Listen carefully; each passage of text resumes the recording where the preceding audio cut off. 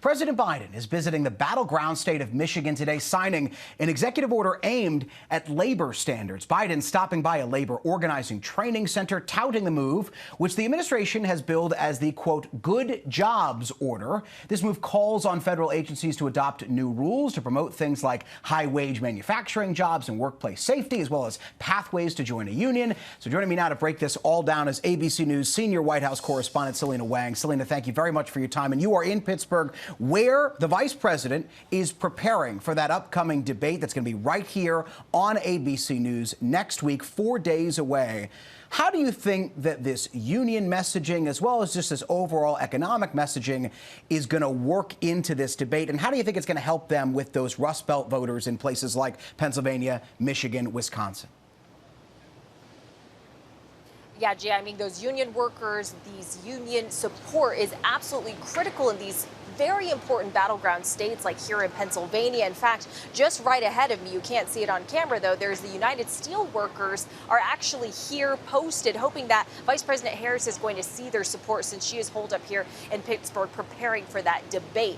Now, I'm told from sources that Harris has a few critical goals that she wants to convey in this debate. That number one, she wants to talk about her background as a prosecutor, her middle-class upbringing, her history as an attorney general and senator. She also wants to talk about her economic plan for the future, which includes efforts to make housing more affordable, lower costs for everyday Americans, and her plan as well to help small businesses. The third pillar of her strategy is going after Donald Trump. She wants to get under his skin while keeping her calm, and she wants to draw a contrast. Donald Trump as someone who's out for himself, somebody who's going to help the wealthy, and she's going to paint herself as somebody who's there to help the working class and everyday American, Jay.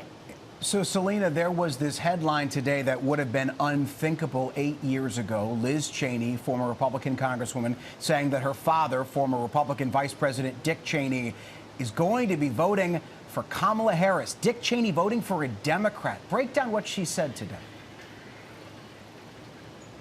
Yeah, Jay, I mean, this is a really striking endorsement here from a deeply conservative political family. Liz Cheney is saying that her father is going to support Vice President Kamala Harris because he believes that Donald Trump is the biggest single threat to America and American democracy. And what this really shows, Jay, is this transformation that we've seen of the Republican Party away from traditional conservatism to a MAGA Republicanism that's really built under the image of former President Donald Trump.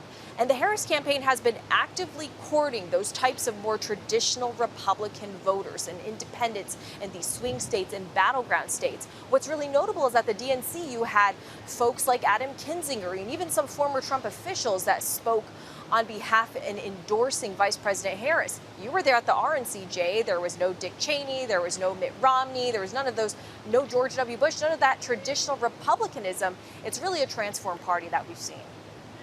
Selena Wang in Pittsburgh for us. Selena, thank you.